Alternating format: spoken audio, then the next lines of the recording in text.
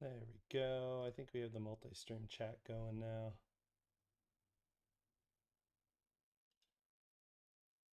See how this works.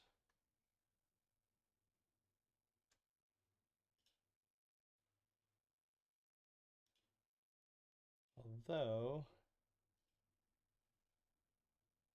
even though it says it's streaming,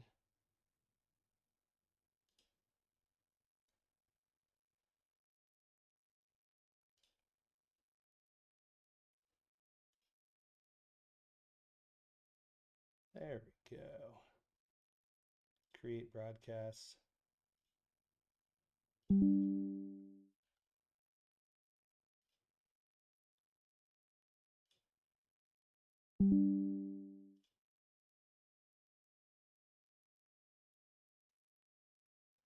Perfect. I think we're live now.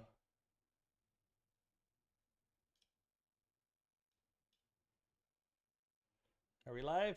All right. I'm just trying to make sure that everything is going. I got it on YouTube. Perfect. I got it on I got it on X. So cool. We are live. I'm going to go ahead and minimize all the things that are not important and just focus on the things that are important. In particular, let's go to my stream, put it on mute, and make sure I can see the chat. There we go. All right, Deep in Crypto, you're here with me. Yeah, sick. All right, we're gonna get some gameplay going on here. I don't know how many people have played Ascent Rivals. Oh no, NVIDIA Broadcast is freaking out that I have a high GPU load. We're about to see if my computer crashes though. All right, come on. Let's go to challenges. There we go. Now I can move around. So I got my controller today. Let me know. Deepin, is it like super choppy right now? I feel like the video might be a little choppy.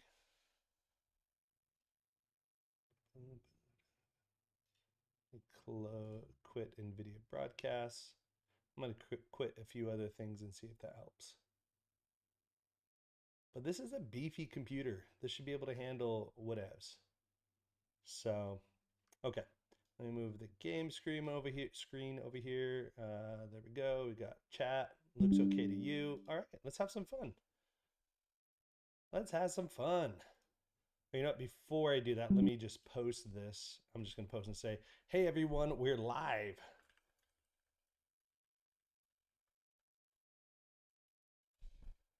There we go. And repost that for me, just so that we get it out there. Boom, shakalaka. All right. So we got that. Chat's good. Stream's good. Let's play, shall we? Boop, boop, boop. Okay, cool. I can move around with my controller. So normally I play this with my keyboard and mouse, and you know, there's some mechanics I'm still trying to figure out. This game is intense. It's like pretty easy to pick up basics, but it's a little tricky to like really master things. So we'll see how well I do. I'm gonna choose maybe the easiest one for me, and you know what? Because I tried this heavy engine a few days ago, Saturday, and it was not good for me. So we'll go get some practicing. I know the Ascent Rivals guys are all going to be laughing at this. They're going to be like, "Oh, you can't handle the heavy engines." Oh, wah. All right, jumping in, going straight up light mode here. Also, let me know if you can hear the game at all. Obviously, I have my audio up. Boom. Okay, let's see. I gotta get my controls, everything in place again. Yeah, you can get some like hard turns in there. So this is the cool thing about it is like, I've got my controller here. I normally don't use it, and you've got your left and right stick, right? So if I push the left stick up, it actually like turns me around to the right. So it's my left engine going, right? Ooh, the light engines like change direction so quickly. And then if I press the right one, it turns. And if I push them opposite directions, you turn fast. See, you turn fast. If you push them both forward, you go forward. And then there is kind of like this lean ability, which is the left trigger. So you can mostly you're pushing forward, and left and right. So if you look at my speed right now, it's about 495-ish. You know, you get a little bit more speed when you're in the air, but still, say 500 right here. So watch what happens if I push both triggers. Well, let me get around this corner first. Okay. So if I turn and I push both triggers down, suddenly I get like an extra 50 whatever miles an hour or whatever. So what happens when you're pushing both triggers down, you're actually lowering. So think of it this way, like when I press the left trigger down, it drops the left side. When I press the right trigger down, it drops the right side. But if I put both of them down, it drops both of them, which means I'm closer to the ground, which means I'm using less energy to stay up, which means it can put more energy into going forward. So 490 up to 546, right? Okay. So all kinds of fun stuff. So yeah, this is kind of like everybody calls it like a pod racer game, and it's super fun. And you know, I'm still learning all the basics stuff, but I'm really enjoying it. So, Michael, what's up? All right, come on in, Michael. You got to come in and talk. Come join me in Discord and tell people what this is all about. So, I got like 30 viewers right now, I think, across the various channels here. We really do need to get Ascent Rivals into Twitch, because right now you can't watch this in you can't watch it in Twitch because it doesn't show up in the options for selection. But I know it's so early. I'm sorry, Michael. I'm sorry for saying these things. This is just my hopes and my dreams. Okay, another amazing mechanic here is like, so if I turn my engines off and then press backwards, see how it charges up, and then forwards, it boosts me. So you can actually, I love that where it's like a risk reward, right? So you like turn the engine off, back, forward, and then you're gone. Okay. So I'm warping all over the place. You can see my engines are getting a little hot. If you warp too much, your engines will get too hot and your engines will explode. And that's that. So yeah, there's all kinds of cool mechanics here. Boom. Speaking of exploding. This is just practice for me, so I think this is actually maybe, oh, I got one more lap. And then the other thing here, yes, there we go. So you can go in like shooting mode. This is the DMR, and you can zoom in and hit stuff. So if you got other players you're trying to hit, you can do that mode, and then you kind of like move forward and go find these. You can find these pylons, pillars, these things right there, right? And it kind of charges you up. Okay, engine's back on. Oops, wrong one. Should get out of combat and engines back. Yeah, see, that's what I'm saying is like risk reward.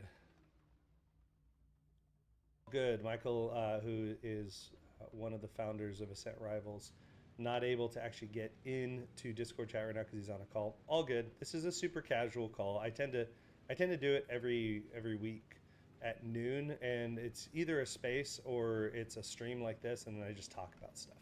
And sometimes when we do a space, we get a little bit more serious. But I did want to kind of talk a little bit about some of the things going on at GDC. And Michael, if you would, it would be awesome if you could share this post, because I want people to see how awesome this game is. I mean, okay, I'm going to finish this lap, and then I'm going to show some of the other maps, because some of the other maps look pretty sick. I checked them out on Saturday. Although I will die a lot, because I really suck at this game. As much as I would love to be better at this game, yeah, I suck. Challenges, time trials. Which one should I do? Low tide, Michael? I think low tide is the sexiest of them right now.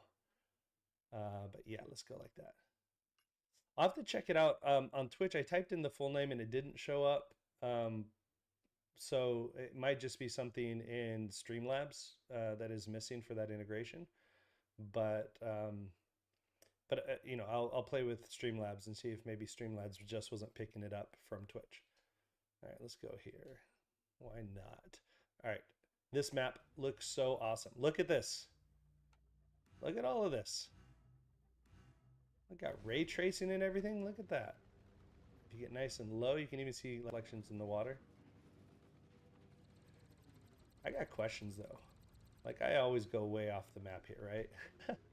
And that's just me being stupid. But am I supposed to go jump that or something? I'm not sure. Maybe it's supposed to come around this way. Nope, I'm going the wrong way. It's legitimately just like, you're an idiot. You're supposed to turn left right after this rock. No. My link is expired. Okay, 1 second. We're going to fix this Discord link. I'm going to figure out what's going on. Ooh, that's sick. I'm going to fix this Discord link. I don't think the link is expired because that's to the room, but maybe the link to Discord itself is expired. So let me do a new invite here. Tashi protocol. We're going to say invite people.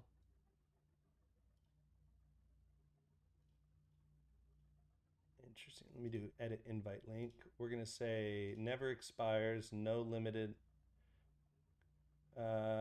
Kicked when they disconnect unless a role has been. Oh, I see. I see. Okay, so I'm creating a new link. I'm going to drop this into Twitter. Boom. Sam, I would love to have you join. Well, that's dumb. It quite literally won't let me. I wonder if there's like a server issue here. Edit invite link, grant temporary membership, generate new link. It says it's hidden, but if you hit the copy button, it copies the words hidden. Okay, this is driving me crazy. Driving me crazy. We gotta have a real link here. Where's the link to our server? Let's see. When I copied the link to the room, it worked. Let's generate a new link here, see if that works. Oh my goodness, it's still saying it's hidden. Why can I not copy a link? You're killing me. All right, let's I'm not going to spend too much more time on this, but I'm going to hop into Discord on I'm going to hop into Discord on my browser and see if I can just grab it there. Log in.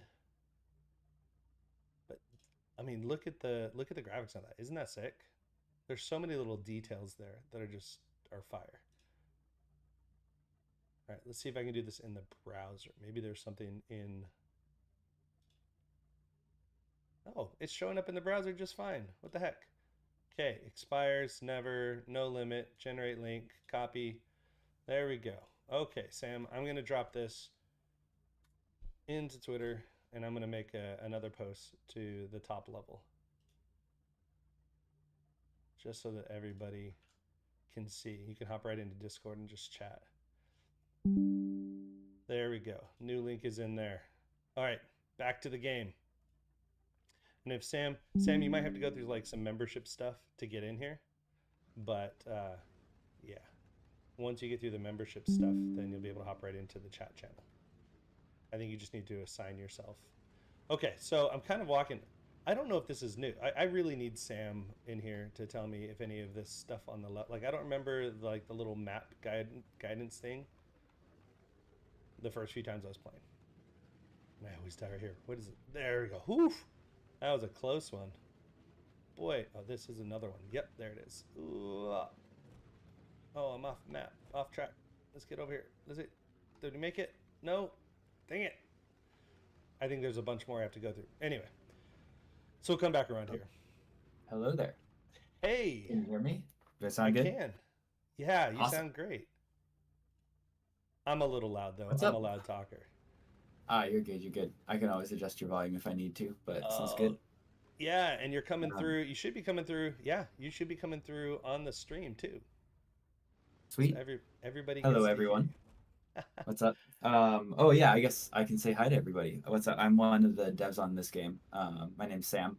And yeah, I was just hanging out with Ken at GDC, what, 2 days ago? 3 days ago now? Probably 3 days ago. So. Yeah, it was last week. What day is it? Today's Tuesday. So I guess it would have been like Friday or Thursday?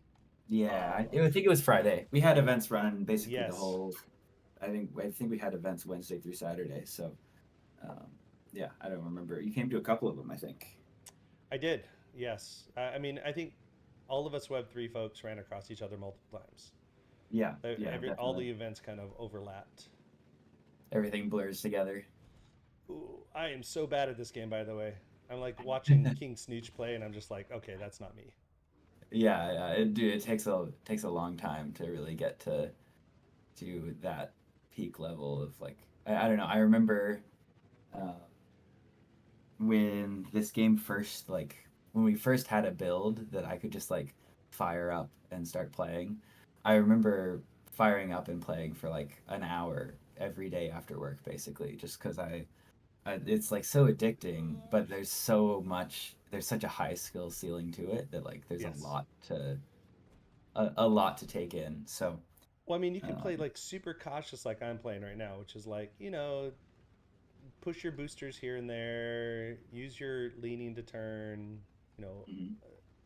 smash the sticks in opposite directions to go the direction you want to go. And it's like, okay, very safe way to play. Or you can play like you see Snooch playing, which is like the throttles all the way up the whole time. And Uh-huh. somehow he knows how to like slide through some of these corners.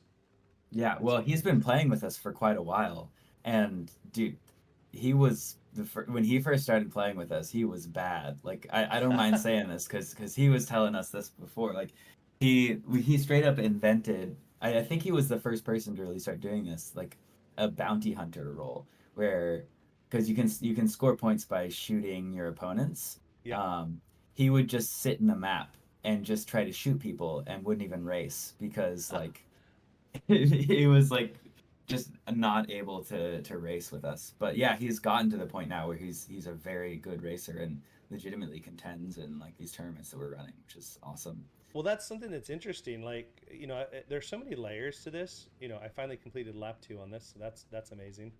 Starting Mhm. to get used to the map a little bit, but are you able to see the stream there in Discord? Because I know I have it Yeah, up. You actually get yeah, to see a more real time version than everybody else. Everybody else gets to see exactly. like Yeah, a I'm 4 watching second you clip. live. Yeah, watching me struggle around these corners. But the cool thing about this is like, okay, so you start getting the hang of the throttle, right? Okay, cool. Then you start working on your leaning, and you're like, okay, leaning's a thing. Oh, that was the wrong thing to do. And you're like, okay, leaning's a thing, and it's helpful. And then you're like, oh, wait a second. What if you press both lean buttons, and now you get more speed out of it? And it's like, okay, so that's cool. And then you're like, Uh-huh. what if you glide around corners instead of like crank turn around corners? And you're like, okay, that's another level. And then it's like, oh, by the way, you got to shoot people. And I'm like, oh, wait, I got to do this and then go back to this. Oh, that's crazy. Uh-huh. So Oh it's yeah. there's so many levels of this. Like there was one round one heat that I won when we were all together playing, and I thought, all right, I won one heat, and I just realized that like a few of the people who kind of knew what they were doing were playing a different strategy because not only are you trying to figure out Mhm. how to be the fastest, but like you can shoot those pillars, those light pillars. You can just be a bounty hunter and just hunt everybody.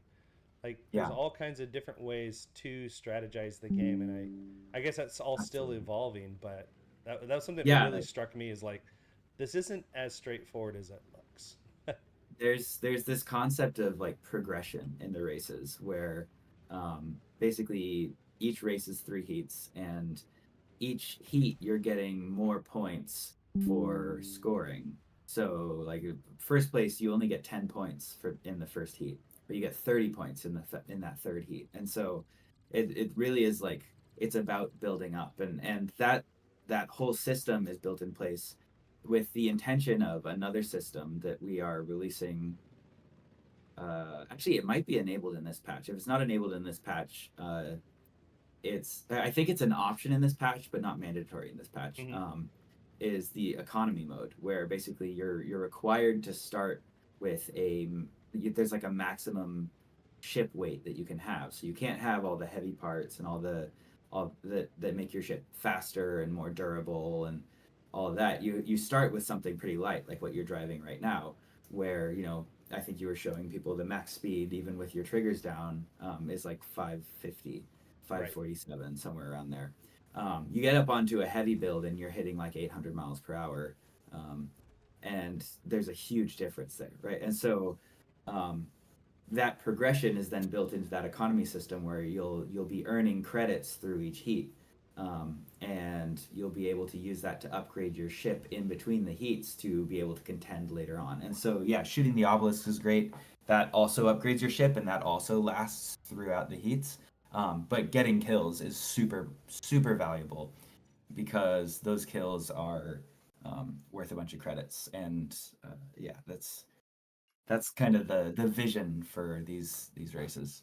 Well, and let me even show off. Like, if I just Hmm. go to, let's just go to heavy engine with everything else being light. And this is probably a horrible idea. As a matter of fact, I know it's a horrible idea because I Uh-huh. I did it the other day and I was like, this is not going to work. So let's see here. Let's get down. Come on, come on, come on. It's not let me move the mouse or the controls down there.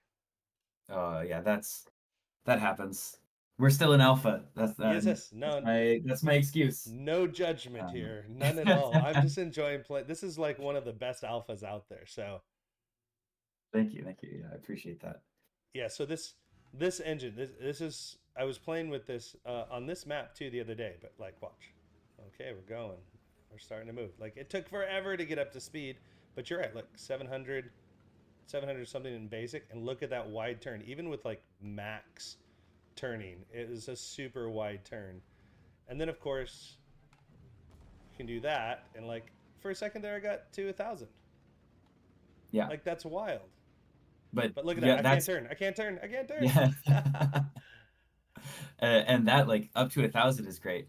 That's with the light warp drive, right? So heavy warp drive, you're charging for much longer, but you're then going much faster, much farther.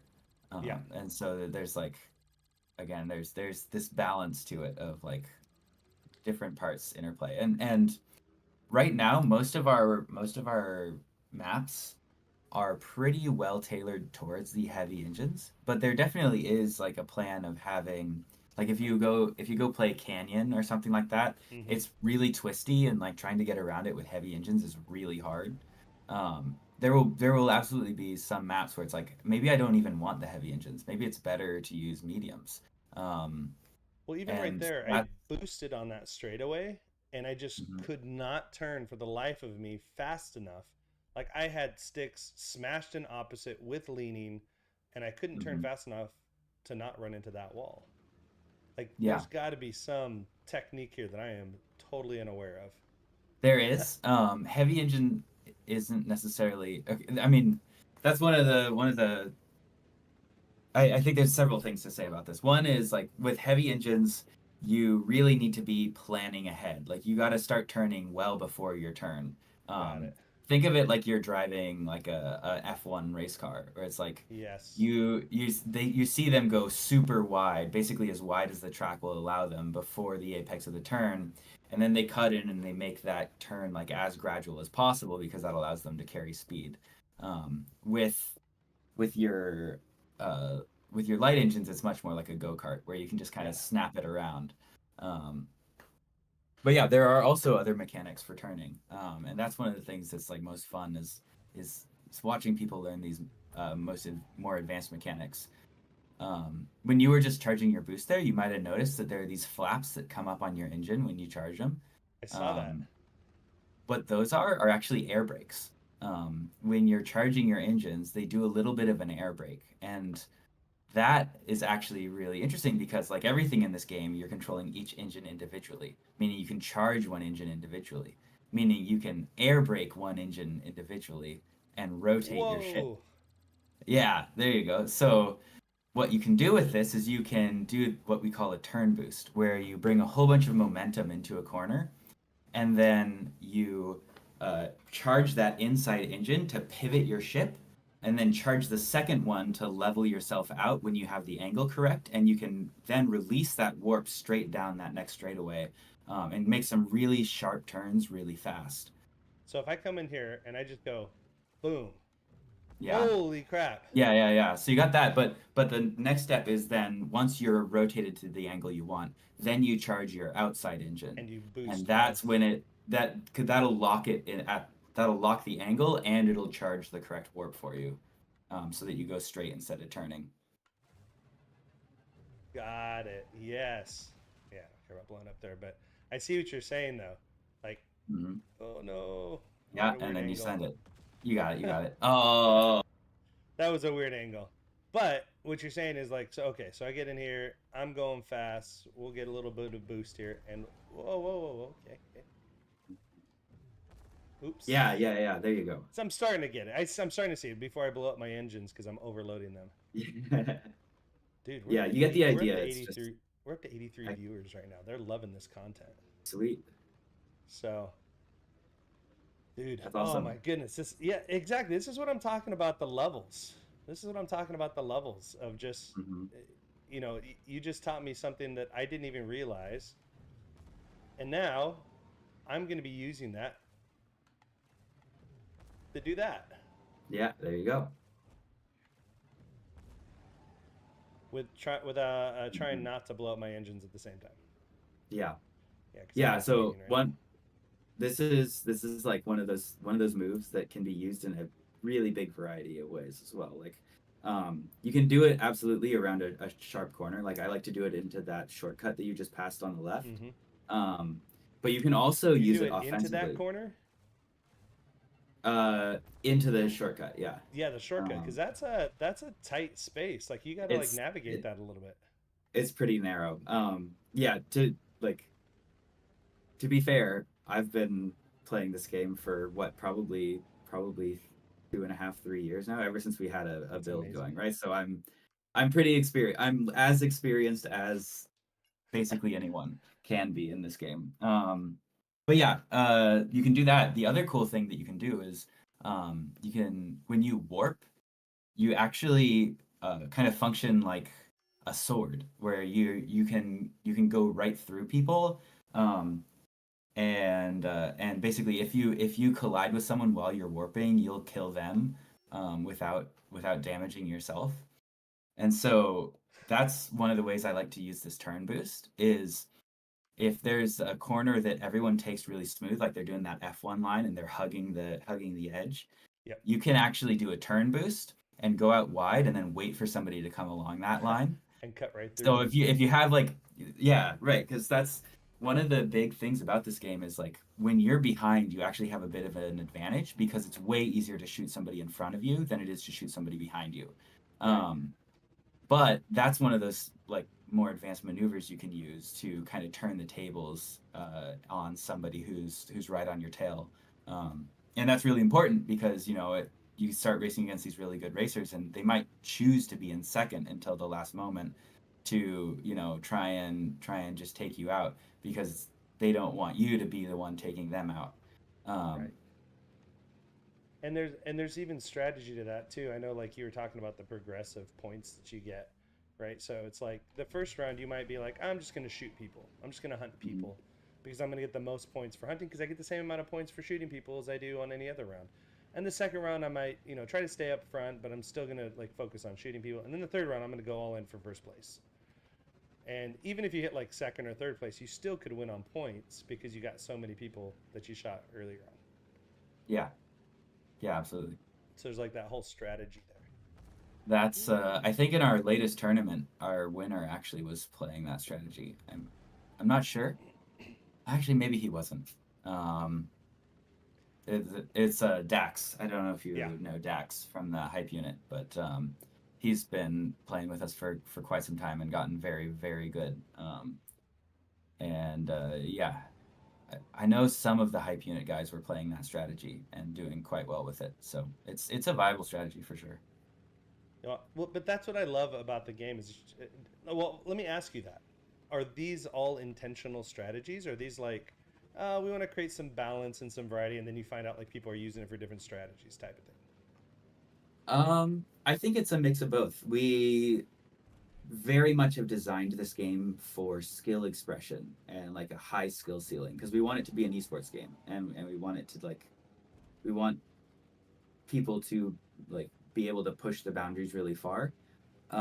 And certainly some of those boundaries are things that like we had in mind. Like the turn boosting was definitely designed with it was like that was designed as part of the structure. Like that was why we put air brakes into the engines.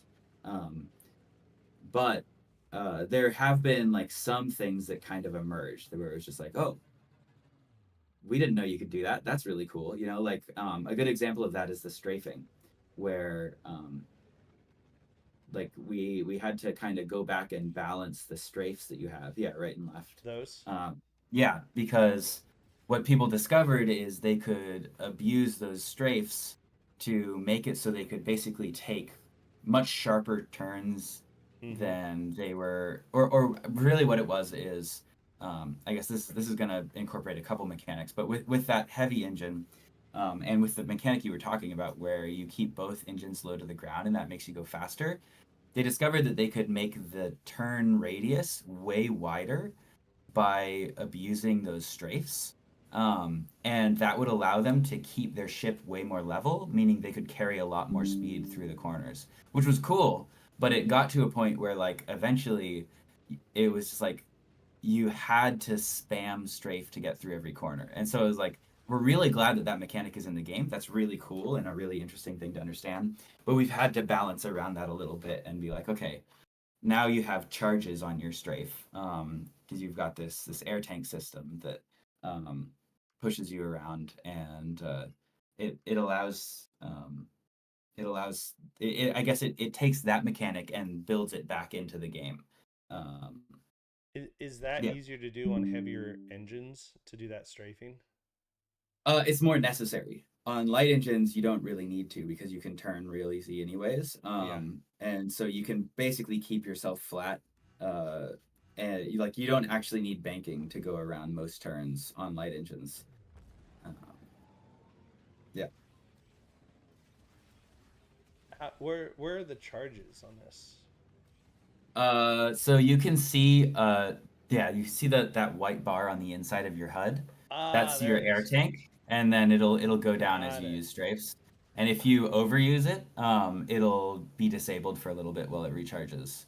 Interesting. So I just yeah, I was just realizing that I was struggling to get around the corner turning left, but if I strafed left while I was turning, like I could actually clear the corner. I'd stay further away from Mhm. the edges, just Yeah, enough. absolutely. And one of the really cool things about this air tank design is that it also then plays into combat, where like strafes are one of your most important defensive tools when somebody's trying to shoot you. Right. Um, and now there's this whole meta around like, okay, I'm gonna wait until this person is going around this turn to the left where they're using their strafes to the left and they're using that air tank, and then I'm gonna shoot at them, but I'm gonna hedge a little bit to the right because I know they don't have any strafes to the left anymore, and so that's the only direction that they can go. That's so funny. Um, yeah, so there's all sorts of mind games. It's a very much a mental game as you get to the higher levels of play. Yeah, I don't know if I'm going to be getting to that higher levels of play type Hey, stuff. if I'm if getting Snooch can around do it, you can corners. do it. I'm sure Snooch appreciates that. He knows I love him. Oh man, love So that guy. GDC, let's talk a little bit about that because Uh I, huh. I definitely what I like to do sometimes is just hop on and play a game that I'm really bad at, and I don't mind dying a few times as I build some skills and learn new things. But like, I do want to talk about GDC. What were the highlights for you, other than the house, of course, because that was cool. Mm. Like, were The there any highlights. events you went to, or? Yeah, yeah. So we went to the Wolves Den. Hmm. I think we went Wednesday night. Um, and that was a great time, just going hanging out with everyone. They had some like really good catered food there, and some really interesting, fun games. Like I think Golden Tides was there. Hmm. I think I'm remembering that name right. I was genuinely impressed by that game. And that's like I feel like I'm a little cynical about a lot of Web3 games, where it's like there's so many kind of like there's so many people who just take like an Unreal Engine demo and then get a whole bunch of money because people don't know like what an actual game is. But Golden Tides is like actually like fun and unique. And so that had me really excited. And there were several other games like that where I was like, dang, okay. Um, Wolves Den is like encouraging the right games. Right. And that was really cool for me to see. What was the other Um, one there? Project Zero, right? Is that what it is? Yeah, Project Zero was there. There It's a was card this. game. There was a like bullet hell Vampire Survivors genre game. I forget what that was called, Like but it a was Halls fun of too. Torment style. Yeah, something like that. So that was cool. And That was yeah, a sick event too, by the way. I was there it was on I super think cool. Tuesday night. I was Okay. there. Yeah. Also just fun getting to meet everyone from the ecosystem. Like, um, we're like starting to get known now, and so it's really fun to like be meeting these people, and they're like, oh, like I know who you are too, Yeah. and that's really exciting. And yeah, I mean, I feel like what that's else? one Yeah. of the highlights of most of these events is just getting to meet people. And I think you guys did the right thing with getting a house and just like inviting people to come play a game. Hmm. Um, I mean, you guys are kind of like the sleeping Web3 game, and I don't. I know you guys are being. You guys have a very conservative strategy, and I appreciate that. Of like, guys, we want to make sure we have a fun game before we go do a token raise or anything like that. So I totally appreciate that. Um, what are you Yeah, thinking I on timelines for this game? Because I know a lot of it has to do with funding. Like we can always put that on the table. Like depends. This all depends on funding. But like you're in alpha right now. When are we expecting like a beta? yeah. So the plan, to be very clear here, I'm a dev. I'm not really the person in charge of timelines. Yeah, But the and I don't want to plan put you in a at bad spot either. So yeah. No, don't say I can anything you're talk not. about it. If I'm wrong, Michael will just slap me and then make a tweet about it. Yeah, the plan, as far as I can tell, is, or sorry, the plan, as I understand it, is that we're going to be doing things very gently. Like we'll be transitioning to beta pretty soon. The plan is definitely going to be um, sometime in the okay, I shouldn't say definitely. I believe it will be transitioning to beta sometime in the next like 3 to 6 months. Um, Okay. but it's going to be a very soft release. We're not really going to be doing anything that different. Um, it's going to be just like, okay, now this is polished enough that we feel really happy saying, okay, we have like all of the core of what we want to release, and now we're going into polishing that all up and making Yep. sure there's enough content and all of that. Um, and then it's also going to be a very soft launch, I believe, where it's just going to be like, okay, we've got that core feature set. Like we feel like we can really call this a game now, but Mm-hmm. we're still going to keep building. The plan isn't to stop building after we release the game. Of course. Um, we have lots and lots of plans for things like further blockchain integration, and like there's a lot that we want to do with this game. And So and I um, suspect matchmaking is one of those prerequisites because I'm matchmaking looking. is, yes. It's actually very close to being ready technically. Um, and we've done some internal play tests of matchmaking already, Mm-hmm. so like that's well on its way. Um, the thing is, we don't really have a massive user base. Going back to like, well, you called it a conservative strategy. I actually wouldn't call it a conservative strategy. Okay. It's just it's about like I think a lot of Having a Web3 games, product. it's about getting good feedback. A Okay. lot of Web3 games and Web3 companies in general really shoot themselves in the foot by launching a token, because what they do is they get a whole bunch of users who don't actually care about their product, they just care about Yep. their bags. And so what happens then is it's really hard to do actual user testing and get good user feedback, Yep. because it's hard to distinguish between these people groups. And what you really need is you need a small core of people who absolutely love your game, build a relationship with you, and can communicate that. And Yeah. that's what we've been building, right? And so we can enable matchmaking, technically speaking, but it doesn't make a lot of sense when you only have about 100 players, because the experience is bad then, because somebody comes in and they start looking for matchmaking, but none of our 100 players are online right now. Um, and so that's kind of like that. The matchmaking will probably start with matchmaking windows where Or we open it up and allow people to come in at like, okay, for the next 2 hours, matchmaking is going to be on, come play with us, right? well, But that what and then as the community grows, we can make those windows bigger. Sorry. why not like just a lobby mode? Like I'd happily get on and be like, all right, I'm gonna connect Mm. with my siblings and we're gonna play. Yeah.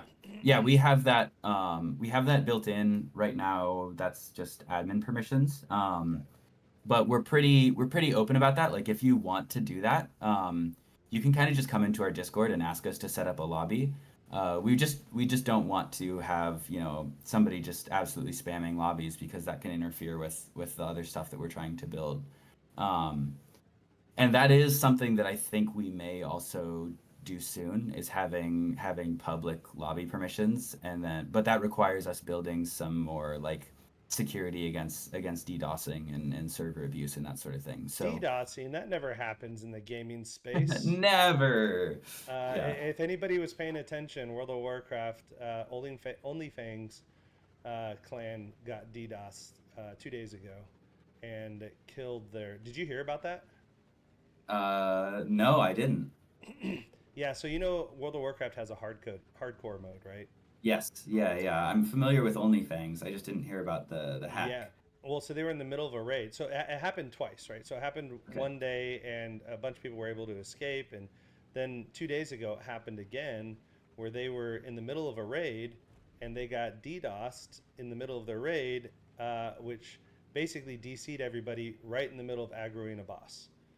And when they all Wow. logged back on, all of their players were dead.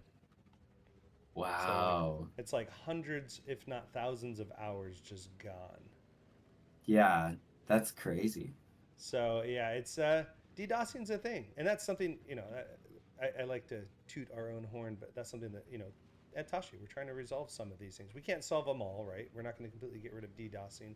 If your IP address is known or your relay is known, you're probably kind of screwed. But if we can spread that risk out a little bit in a decentralized manner, then it minimizes that type of risk. But yeah, I mean it was wild. It was, I mean, Asmongold was talking about it. I was just looking at kind of like the post mortem this morning. But yeah, there's definitely a need for it. So that's why I was kind of joking. You're like, Yeah. yeah, we don't want them to DDoS our servers. I'm like, that never happens, except for Yeah, yeah. thousands of hours down the toilet with OnlyFangs. Right. And that's like legitimately really harmful for because these Hmm. are a bunch of streamers, right? That's their livelihood. Yeah. Exactly. Um, yeah, we're not that high profile, thankfully, yet. Well, but I get it though. I mean, because people Yeah, are going to waste your resources. At the very minimum, exactly. you got to pay for servers, right? Yeah. So yeah, you don't want to be paying for servers when you don't have to, and so that's. I mean, I get it. I completely get it, and I appreciate everything you guys are doing because I genuinely enjoy the game. I'm actually kind of surprised at how quickly I'm picking up this controller thing. Although Oh I yeah. realize that there's so much more for me to learn, Hmm. but I'm Yeah. having a ton of fun. Yeah, you're So doing great, man. I'm gonna be one of those players that is going to be constantly on this game, and I may ask for a private server because I do want to show some people. I, I Yeah. know I'm nobody important, and so I don't want you guys to ever. If there is a donate button somewhere for me to pay for my own server costs, I will do that. Yeah, no, there's no need for that.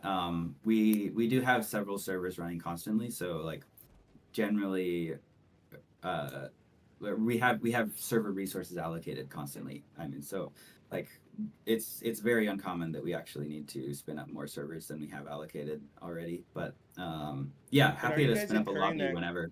Are you guys incurring that cost regardless? Like that's just the cost of doing Uh, business.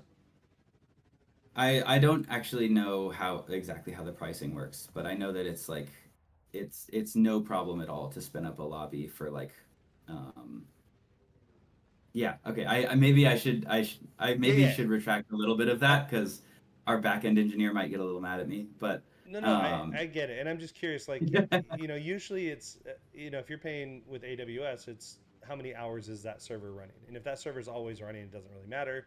And if you got a Yeah. a million AWS credits, the where it becomes problematic in that scenario is when you overload your server. And if you don't have enough traffic to overload it, and it's mostly testing and invite onlys, and it's probably fine. But Mhm. there is a scenario where, like, if you guys are using like Excel byte servers or something like that, you might also be paying a per concurrent user cost, right? That Mm. we don't want to exhaust because that's outside the scope of just the server cost itself. Right. But Yeah, we are using Excel byte servers. I'm not the one who's touching those directly, but it seems like their pricing model has been really generous to us. So, yeah, I mean, we've loved working with Excel byte, or the team members who have been like touching that code have been like a huge fan of it, and they've been really good to us as well, just like co-marketing and all that stuff. So, yeah, big fan yeah. of them. That's one of the things I was talking to Michael about is like, hey, our job is to displace Excel byte, and he kind of laughed and he was like, oh yeah, we Oh, work my with bad, Excel my bad. byte. I just went and shilled them on yours. It's all good. No, Sorry, no, no, no. bro. It's Yeah. fine. I don't mind talking about our competition. I mean, Uh-huh. and to be real, like there's certain things that are just going to run better on servers, and this is part of the reason like why we're like partnering with Beamable, right? There's just certain things Mm-hmm. that Beamable is going to do better than we're going to do with our technology, and so our job is to minimize that expense, but we're also realistic, right? We're not going to completely eliminate all server costs, but we think we can bring it down significantly, and I think if we can do 50% of server costs, that's going to be a significant impact on the gaming space. And Yeah, so absolutely. that's kind of where That we stand. yeah, and totally rooting for you. Like, as great as Excel Byte has been for us, like if you can build a better product, great, right? Like Yeah, at the end of the day, that's what this is about, is like using the best tools available. So yeah, super exactly. rooting for you. That's super Exactly. cool. Yeah, and don't get me wrong. I mean, I've spoken with Excelbyte. We spoke at DevCom 2 years ago, which is Hmm. Gamescom's developer conference. So we spoke together there, and so like nothing against them. I just think that maybe we can minimize those costs a little bit for developers. Yeah, yeah, great, So cool. with GDC, back to GDC, because I know that's kind of what I'm luring people in with, is just kind of a recap of GDC. Are there any Hmm. trends you're seeing in the Web3 gaming space right now? Because I know going into GDC, or maybe the month before, there was just a lot of discussions about like, oh, Web3 gaming is dead. It's nobody's going to invest in that. Nobody's making any money. But I find it funny that like the way you're talking about it, which I totally agree with, by the way, is like as soon as you launch a token, there are financial expectations, and then there are delivery expectations. Hmm. That I'm getting myself into a tight spot here. There we go, got through. Whew. Uh, but there are delivery expectations. But that's one of the reasons why like we're not doing a node sell. We're just giving away our nodes for our DPIN. It's because as soon as you do a Hmm. node sale, somebody's exchanged money for your node, and there's like an expectation of, okay, when am I going to get this feature set, or when is the node going to be generating me this much money, or whatever the case may be. We've opted not to sell the node, instead give away the node, and then people can stake the token to improve their reputation for the selection algorithm. So we took a little bit different route. um, and in your case, like your primary audience right now is players who can give you real feedback, right? You Yeah, really want to make the exactly. game incredible, and I think to your point, once you involve a token, it you end up with an audience full of those token holders, which are great at a Hmm. certain stage in your development, but are probably noise at this stage when you're just trying to get all the feedback you can. That was a Hmm. dumb move, but Yeah. Yeah, I totally like. We're kind of in at that point where we're starting to transition. We're starting to pull in more users. Um, but yeah, definitely still the focus is getting that good gameplay, and I think that's like that sort of attitude I'm seeing starting to trend more in Web3, mm-hmm. or like I think what it is off the grid really like transformed how people saw the right model for doing Web3 games. It's like, okay, here's a game that's like actually done very well. It's fun, and they're not. like exposing users directly to the blockchain. I've seen people describe it more as a Web 2.5 game, Yep. whereas like the blockchain is running in the background, and users like have their own self custody and all that, but um, they don't have to create a wallet and remember their seed phrase and sign transactions. Like the game just handles that for them.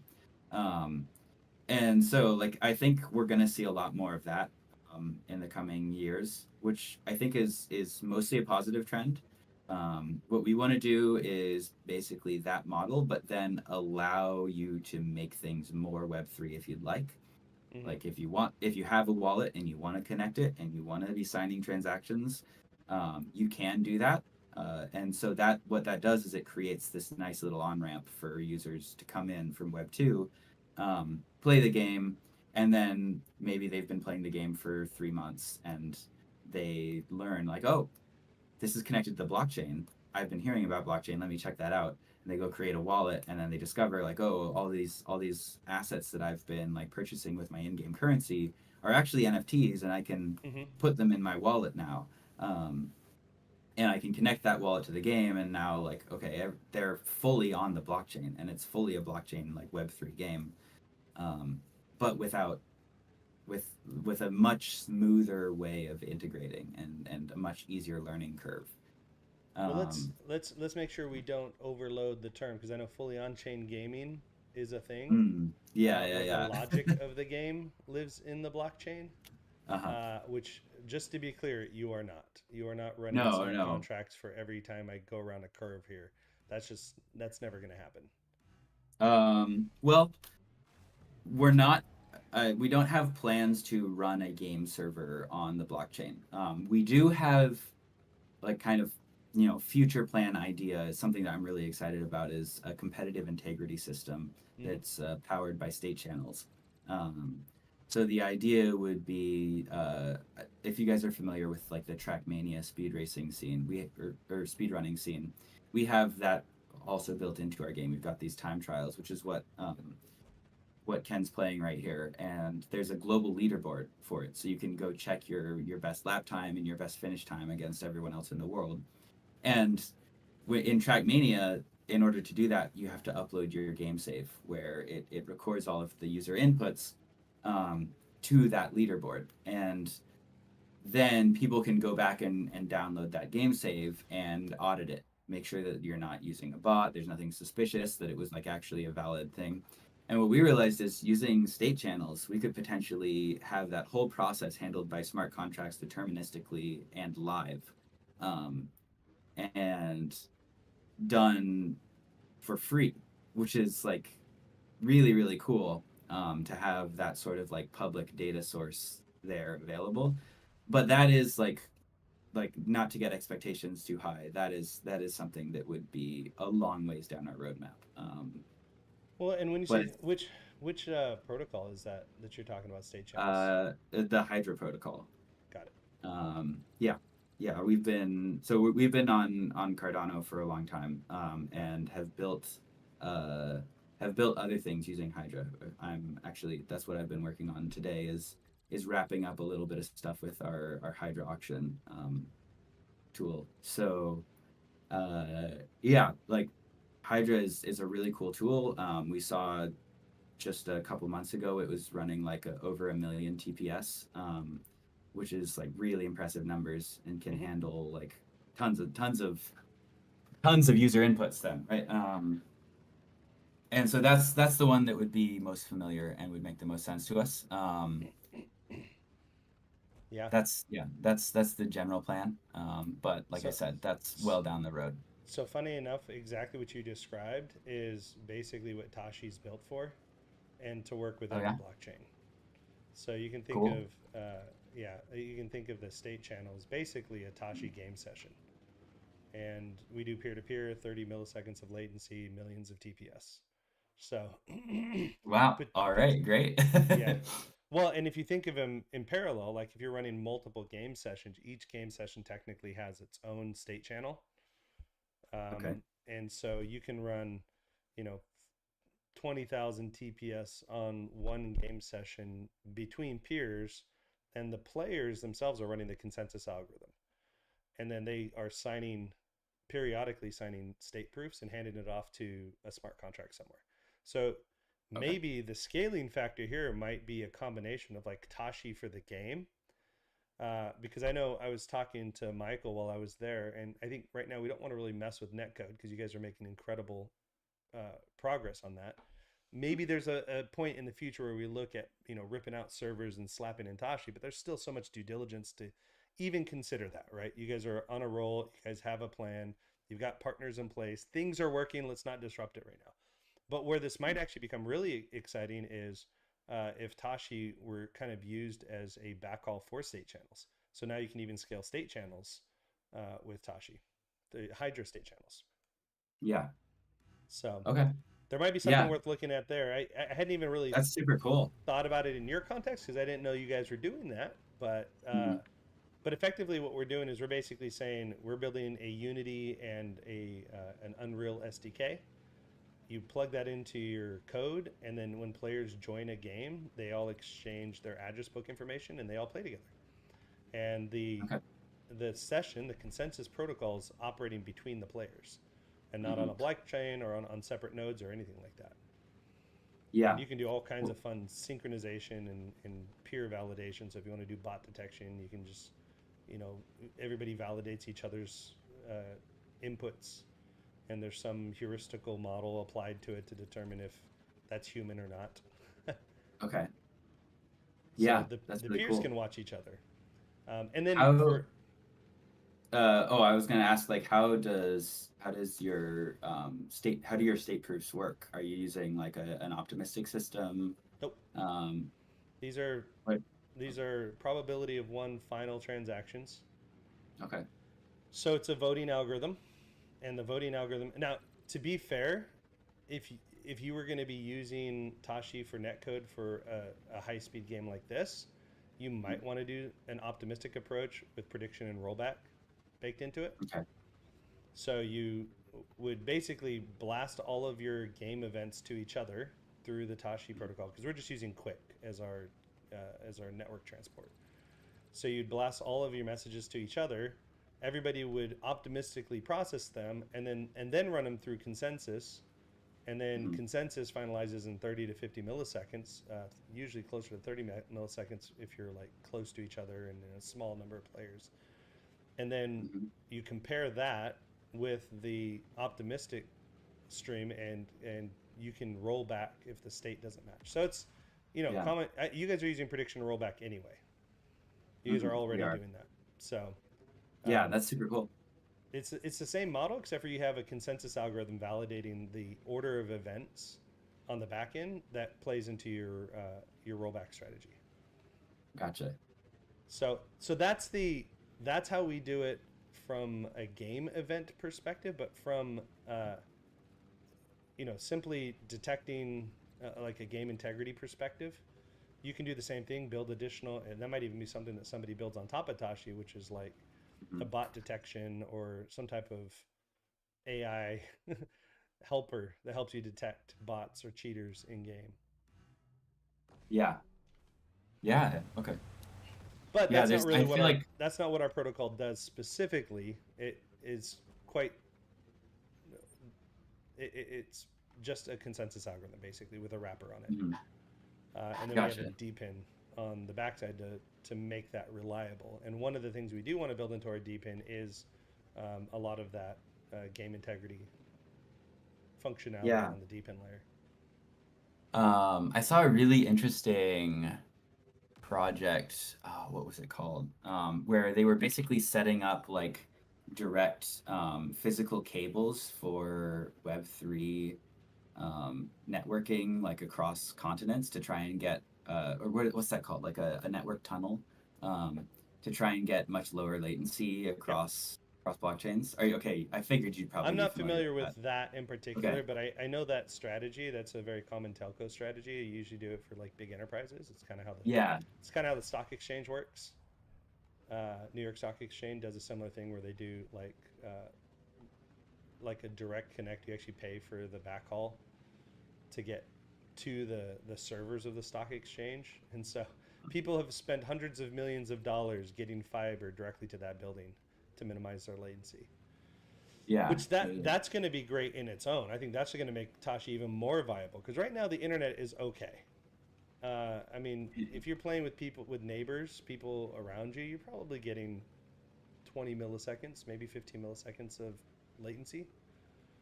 Um, and so Yeah. Tashi operates perfectly within that requirement. I think when you start playing across the ocean and you're incurring 300 milliseconds of latency, things become untenable. So anything we can do to improve that. Yeah. Yeah, I haven't like had the time to read through their white paper, but I found they're called Double Zero. Um, and Actually, I did yeah, hear about them. yeah, But it's an interesting idea. Sorry, go ahead. well, the trick is like you still have the speed of light to contend with. Yeah, So absolutely. what we see is there was a project that was I think it was called uh, Level Three. I think Level Three. Yeah, Level Three was the name of the company. They got bought up by somebody who got bought up by somebody, and now it's owned by I can't remember the name of the company. I'm sure somebody watching will remember the name, but it's a ISP, a telco, and that now CenturyLink owns them, but Oh, okay. they went in and bought up all of the there was conduit next to all the railroad tracks in the US, and they just ran fiber through it early on, and it was all Okay. dark fiber.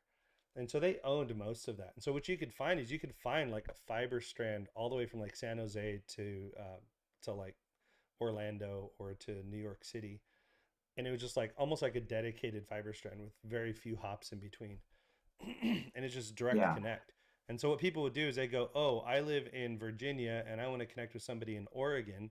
Let me talk to the gateway in New York, get a direct connection, backhaul connection all the way to San Jose, and then a gateway from San Jose to Oregon." And so you just have like a 3-hop network that would be optimized. And so I could see Web3 pushing that kind of effort forward to minimize the number of hops on the internet for certain workloads. Yeah, Um, absolutely. but that's something that's been Totally. around for a long time. So Hmm. it's just we can always update technology and I'll always make it available to other people. And that just makes our Yeah. product even more viable, which I love. So Yeah, yeah. And I think as I understand it from my very brief glimpse, it's like they're also doing this in a decentralized way as well, which is yeah, a, a pretty cool improvement as well. But yeah, I anyways, I don't know that much about them. well, and I do see that trend happening of just like people figuring out from a rights and ownership perspective, like how do we decentralize? How do we share profits? I know Hmm. RWA is kind of like taking a bit of a lead on that. The Conduit Network, some of them are probably watching this stream right now. We've had deep discussions about tokenizing rights and obligations and how to distribute those in a way that isn't just like a total bundle of rights. Because right now, if you tokenize real estate, people are like, "Oh, I own 10% of that land," and it's like, well, according to the contract, like if you look at a REIT, for example, real estate investment Trust. trust. There we go. I Yeah, had to like do the math in I my got head you. real quick. But playing a game and talking, it is nice that Yeah. I'm like actually able to make laps now and like not crash every time, Hmm. and then I Yeah, crash. getting that muscle memory down. uh, but in a REIT, for example, when you sign that contract to join the REIT, you don't have all rights to that property. You don't have access rights to that property. You can't encumber that property. You just have the profit, the rights to profit off that property in its Hmm. value. So whether it's a rental or they're doing it to sell, your rights are limited to the upside or the economic upside of that property, but nothing else. So you've got a subset of the rights that you own. And so the problem right now is with tokenization, a lot of the projects we're seeing are overly simplistic. They're not really articulating the rights really well. And so there are questions about, okay, if I buy this token, which rights do I have? And if I transfer that token to somebody else, say on an exchange, or just I just transfer it to somebody because I want to, like, is that person able to even have those rights? Like, Yeah. what are the legal obligations around transferring those rights? So Hmm. that's a lot of what comes up in rights and obligations and tokenization. So, but what I do see is a trend toward that kind of model of understanding the difference, how to segment and properly distribute rights and obligations and add the legal controls in there so that we don't do anything we shouldn't be doing. And so, to your point, when they start laying all of that fiber, the question is, do I have the right to go in and tear it all up and sell it? And the answer to that's going to be no. Yeah. So who Uh-huh. controls those rights? And there's all kinds of things around decentralization and rights management that are still to be discovered, but I think we're making some great progress in general. Which was some Yeah. of the discussion that happened at GDC around even game ownership rights and Mm-hmm. decentralization. Yeah. So, Yeah, so it's definitely like I think generally when you're talking about rights and ownership, you're talking about it in like a legal sense, and then obviously in a legal sense you need what you're really saying is does the government agree? And in order to know that you need the government to cooperate. And so like I feel like we're getting much more cooperative government these days. But yeah, definitely definitely more clarity. excited for that. Yeah, Yeah. much more clarity. Um, yeah, Yeah. yeah, All super kinds of cool. fun That's stuff happening at GDC. Hey, and thank you for stopping by. I appreciate just even jumping on and helping me kind of like figure out some controls. I'm still, yeah. as we're kind of chatting, I'm just messing around with the basic controls and trying to get better and more comfortable with those. But Hmm. I feel like I need to take entire like hour-long sessions to work on strafing, or to work Yeah. on leaning, or to work on engine braking or air braking or something like that. Mhm. So Yeah, totally. Can I point out some shortcuts on this map for you? Because you've been taking the the outer same. shortcuts, but there's some inner ones. I know Um, there's one on the other way, on the other side, right? And the yeah. inside right here on the right. Because I've been taking, Hmm. so obviously there's this one, Hmm. right? Yeah. So stay as far right as you can here. Go through that on your right. There you Yeah, I go. saw, I Now couldn't, there's I was forgetting about it, but there's, yeah, that's what I was seeing right there you is can go up that. there and then you can turn right. There you go. And now you're the track's Oh, you behind like you. cut And off that there's whole loop. cut off that Oh, whole thing, and then there you are. You found the other one. So you bring this. You need to jump up over to the right here. You see the oh, track on your right. That's yeah, the yeah. So the our fastest racers on this track are getting like sub 10 seconds, that's because incredible. because they're hitting both shortcuts, and you can't really do that consistently for a race. It's really hard to do, but yeah, it's pretty fun to watch people just go crazy on this track. Ooh, stay Um, to the right, stay to the right. Here you go. There we Nice. go.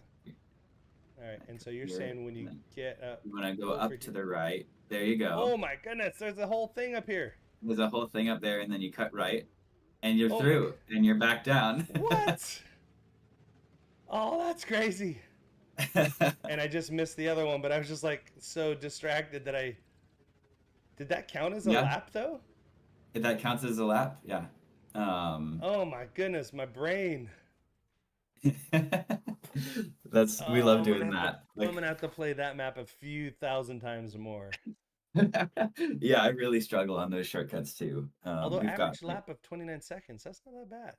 That's that's solid. commendable. Yeah. I Hmm. just got to get down to 10 seconds. Yeah. Yeah. You'll get there. I have full faith. Amazing. Oh man, I'm enjoying this game. I gotta tell you, like, this might be my new like conference call game. Uh, one of those where I can just kind of like work on the muscle memory while I'm talking to Hmm. people about important things. Yeah, So that makes a lot of sense. Yeah. awesome. Cool. Who else is here? Do we have somebody Um, else here? no, I think Oh it's no. just us. Okay, I thought I heard another voice pop in, but all good. Yeah. Well, I actually might get moving. I've got some work I should be doing. oh It's yeah, no, been I usually do yeah. an hour stream. We're already 11 minutes over, which is totally fine because we were talking about some deep stuff at one point and then jump Hmm. back into Hmm. the important things, which is the gameplay and shortcuts. So, Uh-huh.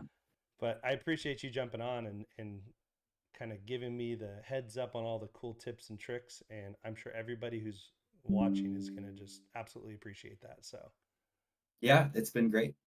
Thanks for having me on, and hi everyone. Bye everyone, I guess, because we're going now. So, yeah. amazing. Thanks, Sam. Hmm. Yeah. Hope to talk to you another time. Likewise. All right, see you around.